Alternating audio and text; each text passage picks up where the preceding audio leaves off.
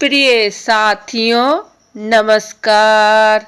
मैं संजू कुमारी सरोज आप सभी का सरोज संपदा चैनल पर सहृदय स्वागत करती हूँ। आज इस सेशन में हम सब वन लाइनर क्वेश्चंस जो रिवीजन फटाफट मात्र 10 मिनट के अंदर प्रैक्टिस सेट जो part 8 mix question Hindi medium में टॉप 10 क्वेश्चंस होंगे जो आपको BPSC head teacher, CTET, DElEd, BEd आदि विभिन्न प्रतियोगी परीक्षाओं के लिए बहुत ही महत्वपूर्ण सेशन होगा।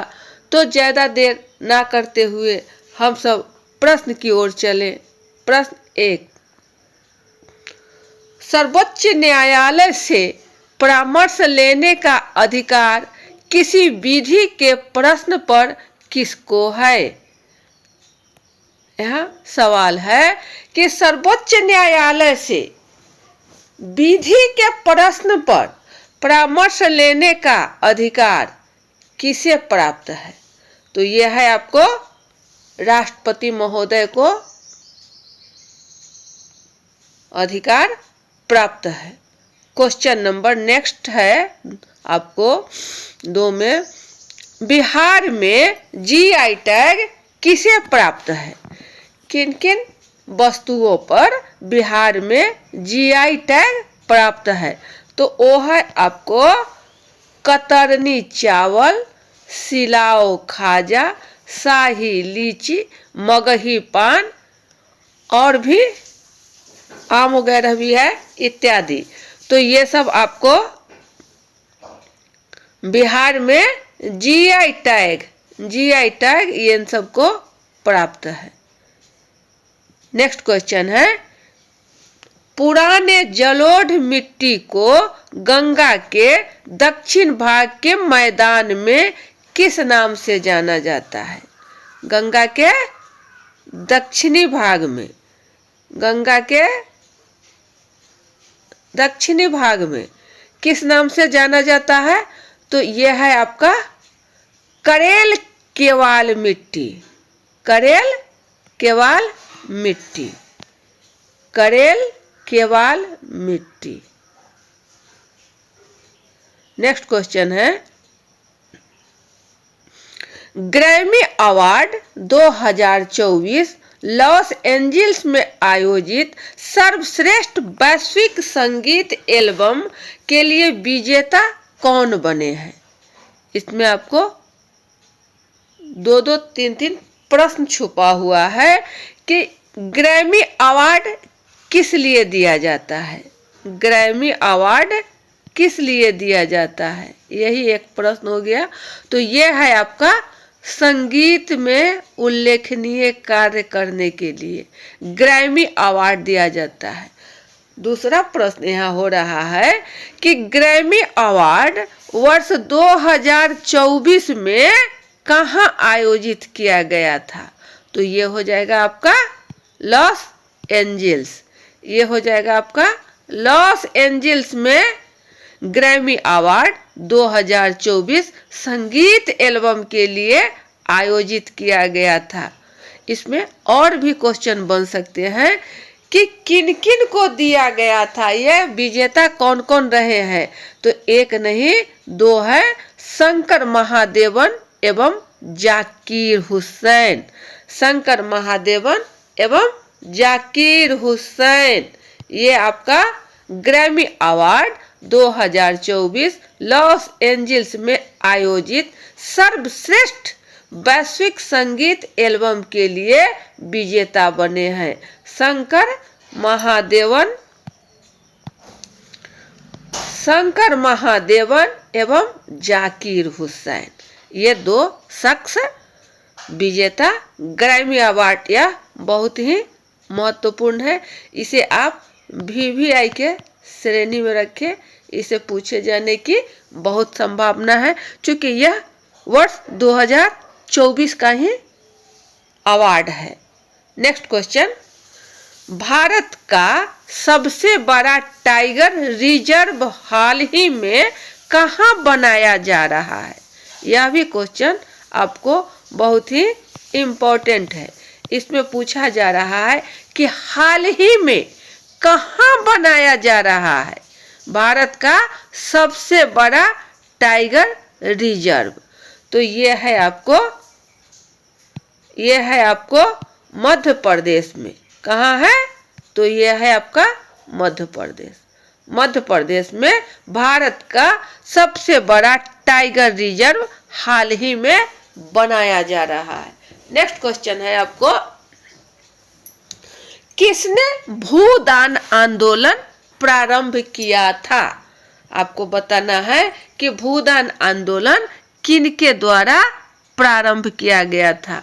तो यह है आपका विनोबा भावे। विनोबा भावे, यह है आपका विनोबा भावे। अब सवाल उठ रहा है कि विनोबा भावे ने कब से भूदान आंदोलन को प्रारंभ किया गया? तो ये आपका दूसरा क्वेश्चन बन रहा है। यह है आपका 18 अप्रैल 1951। 18 अप्रैल 1951। यह भी महत्वपूर्ण है, इम्पोर्टेंट की श्रेणी में यह भी क्वेश्चन आपको है।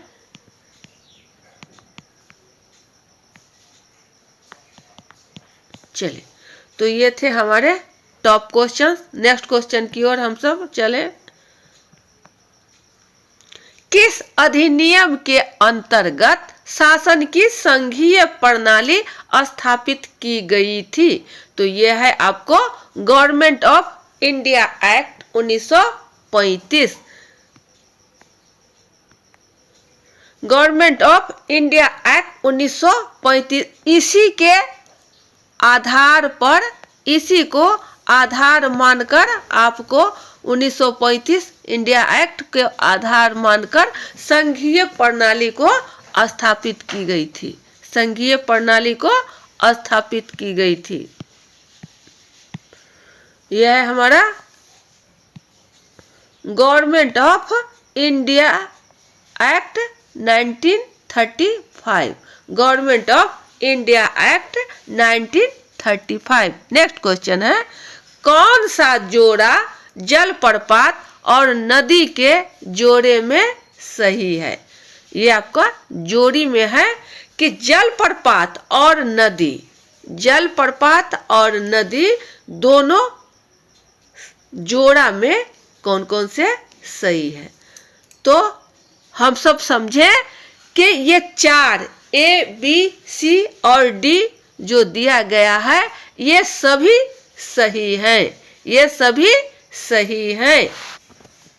अर्थात जोग, शरावती, जोग और शरावती ये आपका सही है। यह जलप्रपात और नदी के रूप में सही माने जाते हैं। नेक्स्ट है आपको कपिल धारा और नर्मदा। कपिल धारा और नर्मदा। कपिल धारा और नर्मदा जलप्रपात और नदी के रूप में सही है। ये भी आपका सही है। नेक्स्ट है धुआंधार नर्मदा। धुआंधार नर्मदा, तो यह भी आपका सही है। धुआंधार नर्मदा। धुआंधार नर्मदा जलप्रपात और नदी के रूप में सही है। नेक्स्ट क्वेश्चन है, नेक्स्ट है आपका जोड़ी में दूधसागर मांडवी। दूधसागर मांडवी।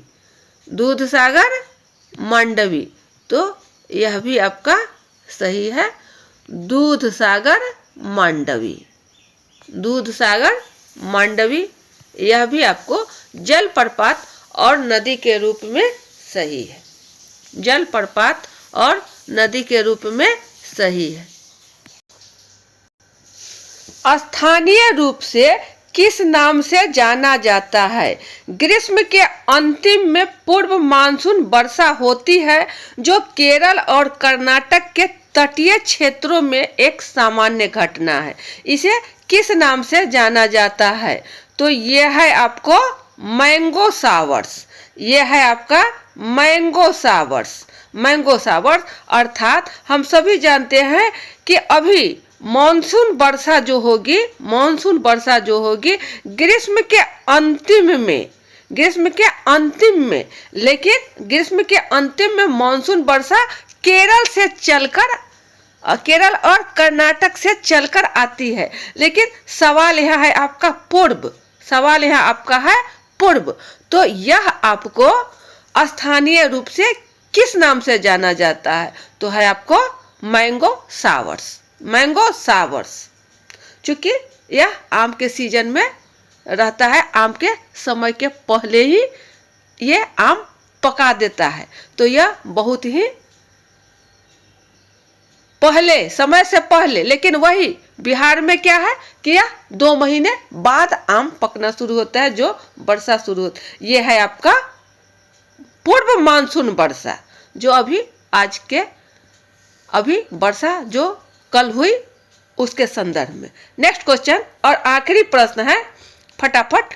2023 में भारत के किस विरासत स्थल को यूनेस्को की विश्व धरोहर सूची में शामिल किया गया है? बहुत ही इंपॉर्टेंट क्वेश्चन है, इसे बहुत महत्वपूर्ण क्वेश्चन है, क्योंकि यह 2023 के लिए ही है। यह 2023 में ही यूनेस्को ने होयसल मंदिर समूह एवं शांति निकेतन, इन दोनों को विश्व की धरोहर में, धरोहर की सूची में इसे शामिल किया गया है। होयसल मंदिर समूह और शांति निकेतन को हम सभी जानते हैं कि शांति निकेतन, शांति निकेतन किनके द्वारा बनवाया गया? तो ये थे रविंद्रनाथ टैगोर, रविंद्रनाथ टैगोर द्वारा शांति निकेतन, जिसे वर्ष 2023 में यूनेस्को ने विश्व धरोहर की सूची में शामिल किया है। तो ये थे आपके टॉप 10 क्वेश्चंस, बहुत ही इंपॉर्टेंट है, इस सेशन पर ज़्यादा फोकस की ज़रूरत है। तो अब सेशन को यहीं बाइंड अप किया जाता है, अगले सेशन में फिर उपस्थित होंगे। तब तक के लिए जय हिंद।